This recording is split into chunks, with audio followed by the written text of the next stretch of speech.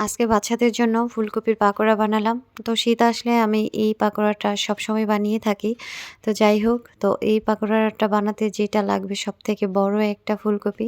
আর এই ফুলকপিটা অনেক সুন্দর ছিল, ভেতরে একদম পোকা ছিল না, অনেক ভালো ছিল।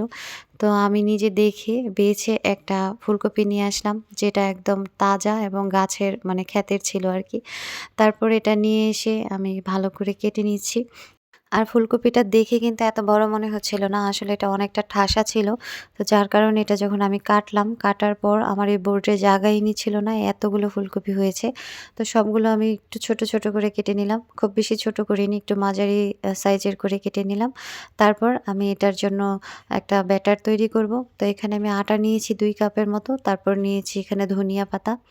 আর সাথে অন্যান্য মসলাগুলো এড করে দেব। তার আগে আমি এখানে একটা ডিম দিয়ে দিলাম। তারপর মরিচ, হলুদ, ধনিয়া, জিরার গুঁড়া আর পরিমাণ মতো লবণ দিয়ে দিলাম।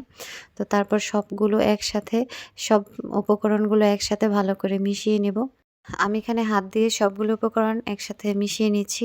তো এখানে একটা কাঁটা চামচ অথবা মিক্সার দিয়েও মিক্সড করা যাবে খুব ভালোভাবে। তো হাত দিয়ে মিশালেই মনে হয় যে মিশ্রণটা সুন্দর হয়। হাতের একটা ব্যালেন্স আসে কতটুকু কীভাবে দিতে হবে। তো যাই হোক, তারপর আমি অল্প, অল্প করে পানি দিয়ে আমি ডোটাকে তৈরি করে নেব। এখানে একবারে পানি দেওয়া যাবে না। একবারে পানি দিলে আটাটা দলা পেকে যেতে পারে। তারপর আমি অল্প, অল্প করে পানি দিয়ে এরকম একটা ঘনত্ব তৈরি করে নিলাম। তারপর আমি বাহিরে আমার শখের চুলাটা নিয়ে নিলাম। এই শখের চুলার মধ্যেই এখন আমি পাকোড়াগুলো ভাজবো। আসলে এই চুলাতে অনেক কিছু রান্না করা যাবে না। কারণ খুবই সময় লাগে এই চুলাতে রান্না করতে। তো আমরা যখন রান্না করি তখন ভিতরে আরো ২ টা চুলা আছে। ওই চুলাতে রান্না করা হয় অথবা গ্যাসের চুলায় রান্না করা হয়। আর এখানে আমি যেইগুলো আমার একটু শখ করে করি, পিঠা বানাই বা এইসব কিছু রান্না করা যায় আরকি। কারণ এই চুলাতে অনেক সময় লাগে রান্না করতে। তো এখন বাচ্চাদের জন্য পাকোড়া ভাজছি। তো এটা এখানে করা যাবে। তো যাই হোক, মোটামুটি ভালো সময় লেগেছে। তো সবগুলো পাকোড়া দিয়ে দিলাম। ফুলকপির পাকোড়া একদম চিকেন ফ্রাইয়ের মতো ক্রিসপি হয়েছে উপরটা। তো ডুবো তেলে ভাজলে তো আরো বেশি ক্রিসপি হয়ই এমনিতে। তো যাই হোক, সবার কাছে খুবই ভালো লেগেছে। আমার কাছেও অনেক ভালো লেগেছে। তো এটা গরিবের চিকেন ফ্রাই নাকি?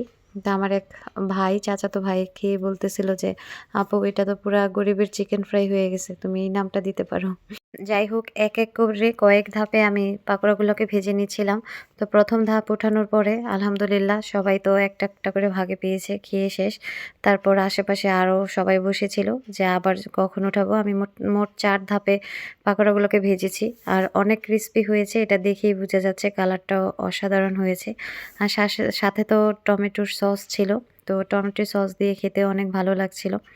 তো এইভাবে কে, কে পাকোড়া বানিয়ে খান অবশ্যই জানাবেন। না খেলে একবার হলেও ট্রাই করে দেখবেন।